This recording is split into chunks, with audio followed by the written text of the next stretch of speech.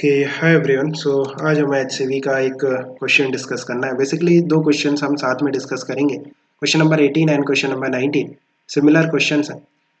So question number 18 says can mirrors give rise to chromatic aberration. Okay, so देखो, अगर हम chromatic aberration की बात करते हैं, अगर आपको क्रोमेटिक एब्रेशन आता है देन इजीली आप इन क्वेश्चंस के आंसर कर सकते हो। सो पहले हम बात करेंगे कि क्रोमेटिक एब्रेशन होता क्या है।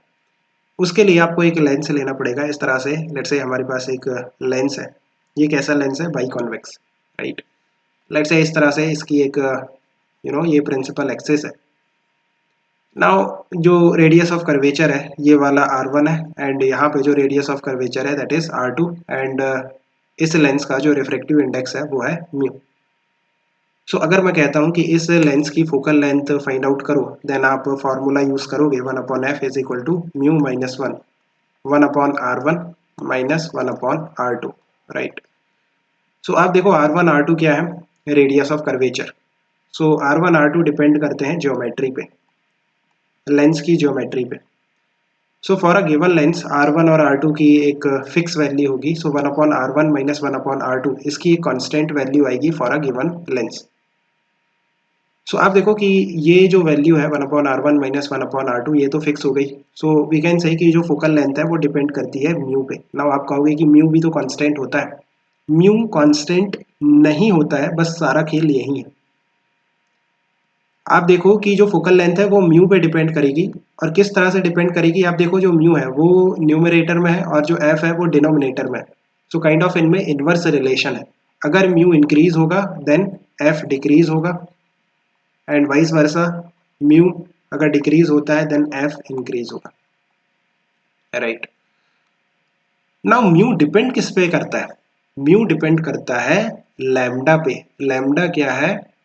वेवलेंथ। किसकी वेवलेंथ? लाइट की वेवलेंथ। आप देखो एक फॉर्मूला है हमारे पास, आपको फॉर्मूला याद नहीं रखना है, जस्ट मैं बता रहा हूँ। Mu is equal to A plus B upon lambda square plus C upon lambda की power 4 plus D upon lambda की पावर 6। इस तरह से एक फॉर्मूला होता है, इसका कुछ नाम है, अभी मुझे याद नहीं आ रहा। और आपको ये फॉर्मूला रटने की भी ज़रूरत नहीं है। बस इस फॉर्मूले से इतना ध्यान रखो कि म्यू और लैम्डा में इन्वर्स रिलेशन है। म्यू और लैम्डा में इन्वर्स रिलेशन है, इसका मीनिंग क्या है कि अगर म्यू इंक्रीज हो रहा है, म्यू इंक्रीज हो रहा है, देन जो लैम्डा है वो डिक्रीज होगा, राइट। और अगर बेसिकली जो म्यू है ना वो लैम्डा पे डिपेंड करता है।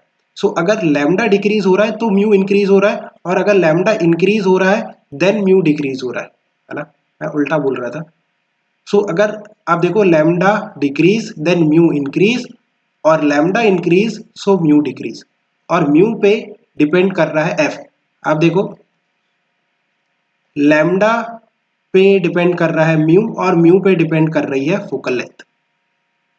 सो काइंड ऑफ आप देखो कि इनडायरेक्टली जो फोकल लेंथ है वो लैम्डा पे डिपेंड कर जाती है। अगर हम देखें सो लैम्डा के डिक्रीज होने पे एफ भी डिक्रीज हो रहा है, और लैम्डा के इंक्रीज होने पे एफ भी इंक्रीज हो रहा है। म्यू तो बेसिकली बीच का एक मीडियम है, राइट, इंटरमीडिएट स्टेप है जो कि लैम्डा और फोकल लेंथ को आपस में कनेक्ट कर रहा है। सो आप देखो कि अगर हम विजिबल रेंज की बात करें, विबग्योर, यहां पे लेफ्ट टू राइट जाने पे जो वेवलेंथ है वो इंक्रीज होती है, राइट। लेफ्ट टू राइट जाने पे जो वेवलेंथ है वो इंक्रीज होती है। सो आप देखो कि जो लैम्डा मिनिमम होगी वो होगी वायलेट के लिए, और जो लैम्डा मैक्सिमम होगी वो होगी रेड के लिए। सो जिसके लिए लैम्डा मिनिमम है उसके लिए फोकल लेंथ भी मिनिमम होगा। आप देखो इनमें डायरेक्ट रिलेशन है ना। म्यू अगर लैम्डा कम होने पे एफ भी कम होता है, लैम्डा इंक्रीज होने पे एफ भी इंक्रीज होता है। सो जिसके लिए लैम्डा मिनिमम उसके लिए फोकल लेंथ मिनिमम, जिसके लिए लैम्डा मैक्सिमम उसके लिए फोकल लेंथ भी मैक्सिमम। सो हम इस तरह से ड्रॉ कर सकते हैं। अगर आपने इस लेंस पे रेड कलर की लाइट डाली, रेड लाइट, देन उसकी जो फोकल लेंथ होगी वो मैक्सिमम होगी। सो उसके लिए जो फोकल लेंथ आएगी वो मान लो यहाँ पे आई, ये रेड की फोकल लेंथ है ना, focal length of the red colour. उसकी जगह अगर आपने वायलेट कलर यूज किया, वायलेट कलर की लाइट को डाला इस लेंस पे, देन उसके करस्पॉन्डिंग जो फोकल लेंथ आएगी वो मिनिमम आएगी यहाँ पे मान लो, और बाकी के जो बचे हुए कलर है ना उनकी इनके बीच में आएगी। सो बस सारा खेल यही है कि जो फोकल लेंथ है वो कलर डिपेंडेंट होती है। अगर आपने वाइट लाइट डाली, मान लो ये वाइट लाइट में डालता, राइट, ये वाइट लाइट, सो इस वाइट लाइट के 7 कलर्स आपस आपस में सेपरेट हो जाते। जो रेड कलर है वो यहाँ पे आके मिलते, जो वायलेट कलर है वो यहाँ पे आके मिलते, और अकॉर्डिंगली जो बीच वाले कलर है रेड सॉरी येलो ग्रीन, वो बीच में करस्पॉन्डिंग वेवलेंथ पे अपनी वेवलेंथ के हिसाब से फोकल लेंथ में मिलते, राइट। बेसिकली वेव ग्योर ऐसा होता। सो करस्पॉन्डिंग उनकी उनके उसके करस्पॉन्डिंग फोकस आ जाते कलर के हिसाब से। सो इसी को क्रोमेटिक एब्रेशन कहते हैं। सो आप देखो कि क्या ये मिरर के केस में होगा? ऑफ कोर्स नहीं होगा, बिकॉज मिरर जो होता है उसकी जो फोकल लेंथ होती है वो म्यू पे डिपेंड ही नहीं करती। सो अगर म्यू पे डिपेंड नहीं करेगी देन लैम्डा को कोई इफेक्ट ही नहीं आएगा। सो आप देखो कि जो मिरर है उसकी जो फोकल लेंथ है वो तो उसकी सिर्फ ज्योमेट्री पे डिपेंड करती है, दैट इज r/2। जो मिरर की अगर हम फोकल लेंथ की बात करें वो होती है रेडियस ऑफ कर्वेचर बाय 2।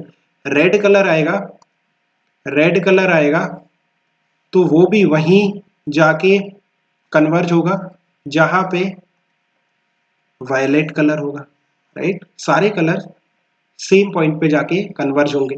सो यहाँ पे कोई क्रोमेटिक एब्रेशन देखने को नहीं मिलेगा। सो क्वेश्चन नंबर 18 आप समझ गए होंगे कि कोई क्रोमेटिक एब्रेशन नहीं होगा मिरर के केस में, बिकॉज मिरर की फोकल लेंथ म्यू पे डिपेंड नहीं करती, म्यू पे नहीं करती तो लैम्डा पे नहीं करती, right. 19th, a laser light is focused by a converging lens, will there be significant chromatic aberration? So देखो जो chromatic aberration है अभी हमने डिस्कस किया, वो कब होगा? जब आपके पास व्हाइट लाइट होगी या फिर कॉम्बिनेशन ऑफ लाइट होगी। अगर हम लेजर लाइट की बात करें, जो लेजर लाइट होती है वो होती है मोनोक्रोमेटिक लाइट। मोनोक्रोमेटिक मीन्स सिर्फ एक ही कलर की लाइट होगी, एक ही लैम्डा की लाइट होगी, राइट। जो लाइट होगी उसका एक ही लैम्डा होगा।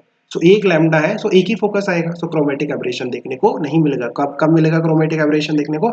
जब आपके पास जो इंसिडेंट लाइट है ना, वो वाइट है या फिर उसमें कुछ मल्टीपल कलर्स है। I think you have understood. Keep working hard, best of luck man.